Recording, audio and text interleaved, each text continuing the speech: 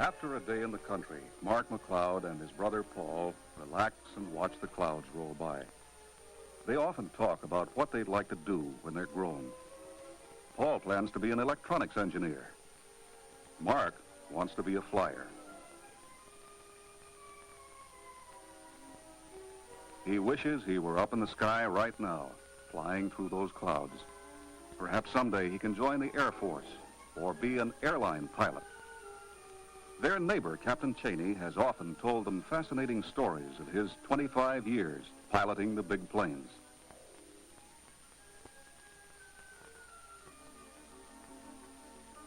But it's getting late, and Paul is hungry.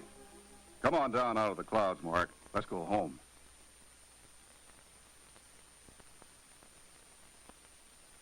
Mark is writing a paper on his favorite subject, aviation. His father points out the various designs of the planes.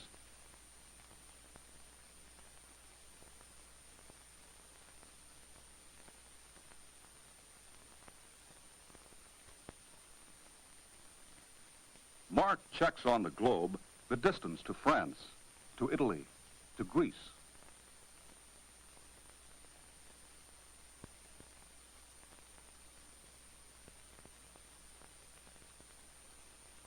There's plenty of opportunity for Mark to read articles on aviation, as the McLeod reading table has many interesting magazines for boys.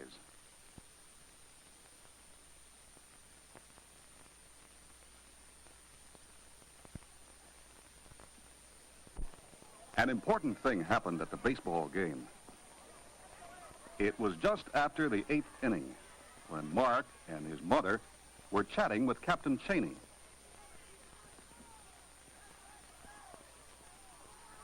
He invited Mark to the airport to see the new Douglas DC-8 plane and also to see some of the technical operations behind the scenes that control the movement of the planes. An exciting invitation, and Mark gladly accepts. At the end of the final inning, Mark is up. A hit.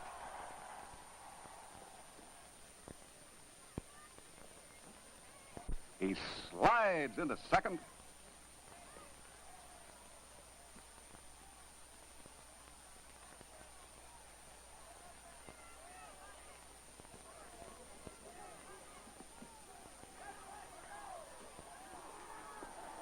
Safe on third.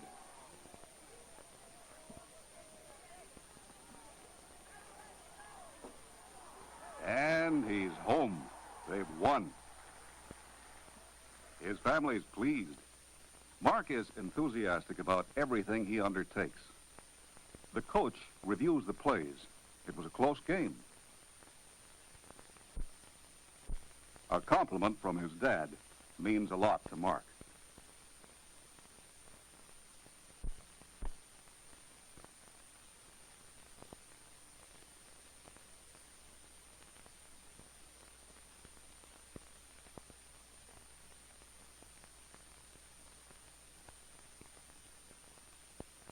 The next day, Mark meets Captain Cheney at the United Airlines hangar, where the Douglas DC-8 freighter is being serviced. Captain shows Mark where the landing gear is retracted.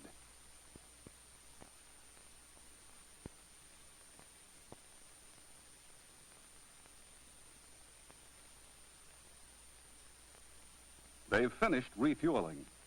Underground pipelines throughout the airport make servicing easier.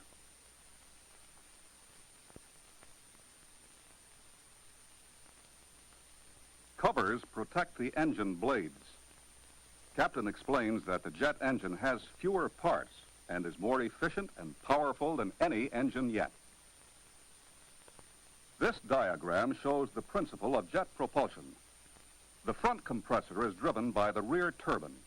It draws air at high velocity into the combustion chambers where kerosene is mixed with the proper amount of air and ignited. The expanding gaseous energy is forced through the exhaust nozzle at tremendous speeds.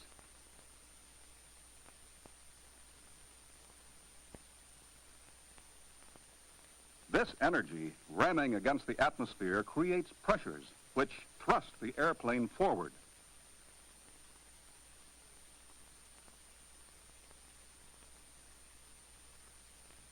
Just as the action of the released air in a balloon thrusts it forward.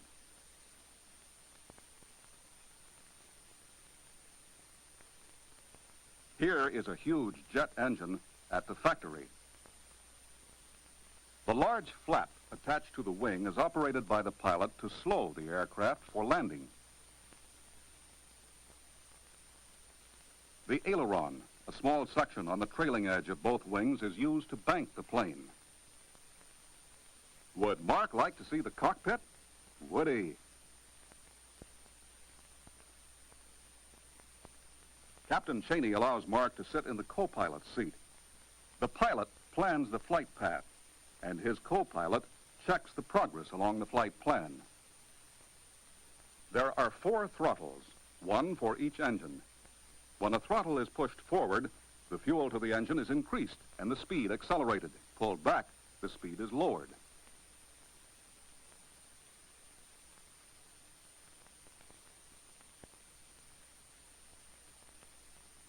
He shows Mark how to pull the lever that operates the wing flaps to slow the plane for landing. Captain Cheney doesn't expect Mark to remember all instruments, but he would like him to understand how a plane flies.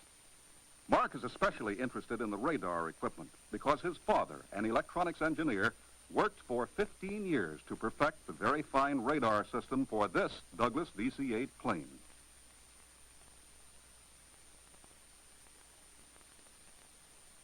When the control wheel is pushed forward, the plane descends.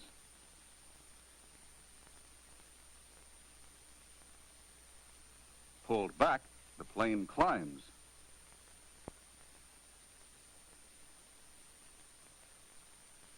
The pilot banks the plane by turning the wheel in the direction he wants to go, like the steering wheel on a car.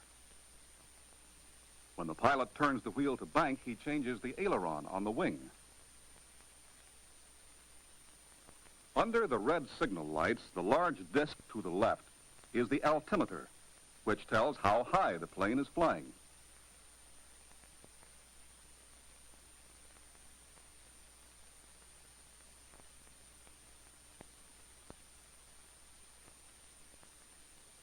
The artificial horizon instrument shows the pilot his relationship with the real horizon when it can't be seen, at night or in cloudy weather. To the left, the airspeed instrument. Right, the altimeter, which records the ascent. Directly below the artificial horizon is the gyro compass. Jet pilots wear earphones and a microphone all the time in flight. They are in constant radio contact with the aircraft control centers across the United States, where radar surveillance is monitored from takeoff to landing. At about 30 miles from the airport, en route aircraft are handed off from Aircraft Control Center to local approach control. From then on, it's handled by the control officers in the tower. The pilots are assigned a pattern to fly until instructed to land. At the top of the control tower, Mark can see the entire field.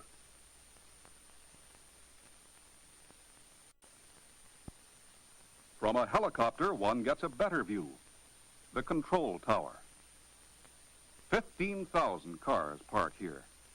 The cars may belong to some of the 25,000 passengers that go through this Los Angeles airport each day, or to some of the 3,000 airport employees.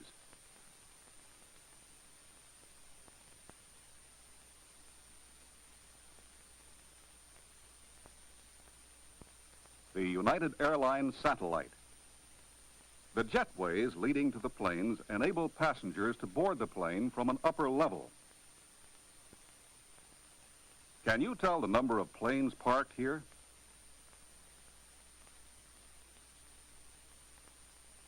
The correct number is 7. The controllers in the tower are responsible for the landing and takeoff of all planes. John Murley, the head officer, explains how they supervise the arrival and departure of the aircraft. The timing must be exact because every minute a plane is landing or taking off. They work in coordination with the airline dispatchers. Let's see the dispatch room in the United Airlines satellite. Each dispatch officer is a specialist and has charge of one phase of the work, such as operation or communication or weather. They keep track of all of their own company's planes in flight en route to and leaving Los Angeles. Every card on the board represents one of their planes and shows its location. The color indicates the type of plane. The black tab, a DC-8. The red, a Boeing 720. The blue, a piston airplane. A complex system of teletype electronic processing keeps the board up to the minute. These officers are always in touch with the tower, their pilots, and their own departments.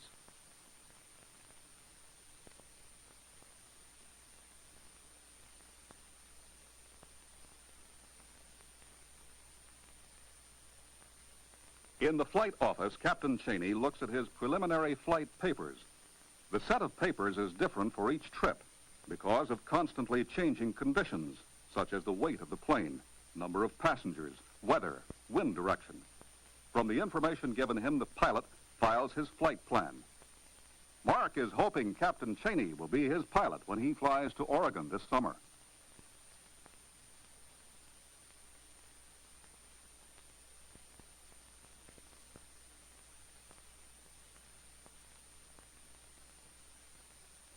Captain shows Marc several charts the pilots study before each flight.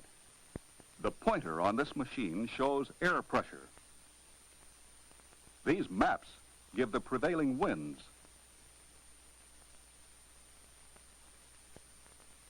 It was a great experience when Marc and his father were invited to see the rollout of the XB-70, North America's new experimental triple-sonic jet bomber.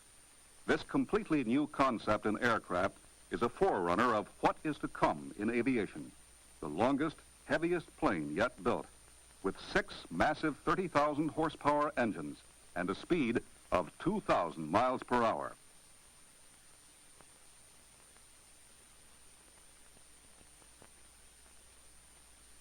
The cost of development, over $1 billion. Started in 1958, it may never reach operational status. However, it has greatly contributed to triple-sonic flight and to the development of our present bombers.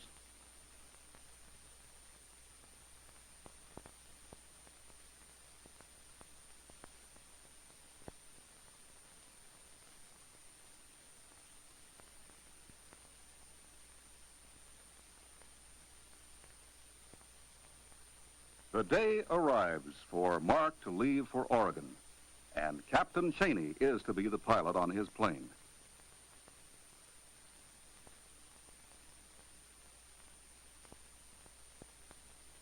He and his mother arrive early because the captain promised to join them after he'd filed his flight plan.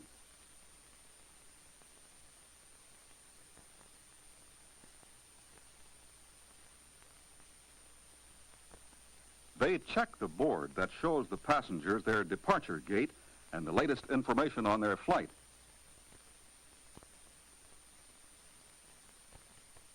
Captain Cheney explains that this board is kept up to the minute by remote control from the dispatch room, which Marc saw. At the ticket counters, people buy tickets or confirm their reservations. Marc has his ticket, so they proceed directly to the baggage counter.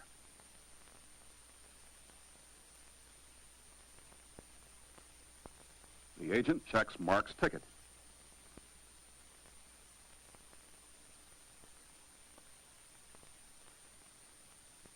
Then makes out a baggage tag for the flight.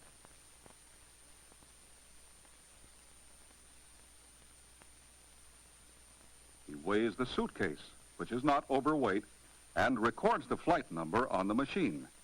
The button he presses starts the electronically controlled conveyor system, which automatically moves the suitcase to the right loading area for his plane.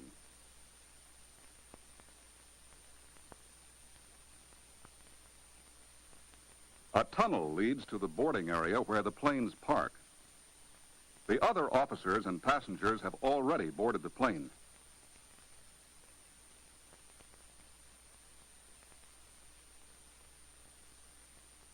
Marc's ticket is okayed for this non-stop flight.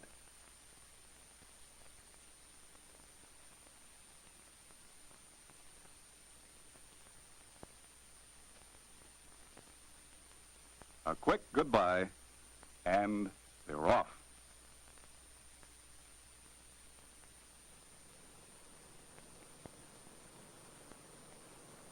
Captain Cheney follows the white guidelines on the pavement to ensure room for the wide wing spread. He taxis to the runway assigned to him by the tower and awaits their clearance for takeoff.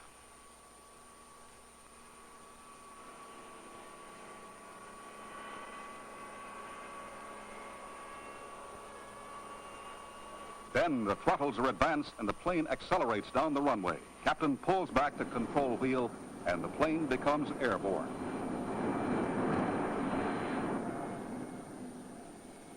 He takes off over the ocean.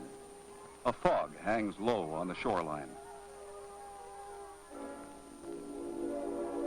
He turns the plane around and flies over the city.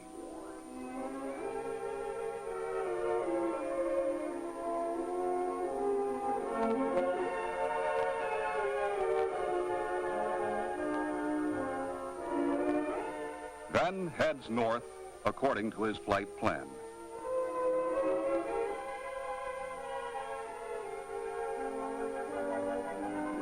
In a short time, they are over Oakland Harbor, skirting San Francisco.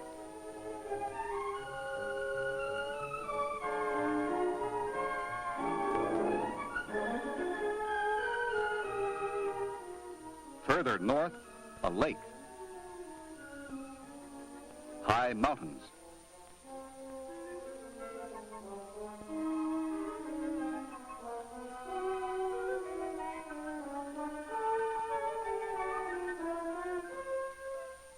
Marc is just where he wanted to be, up among the clouds. Finally, Oregon's Twin Peaks.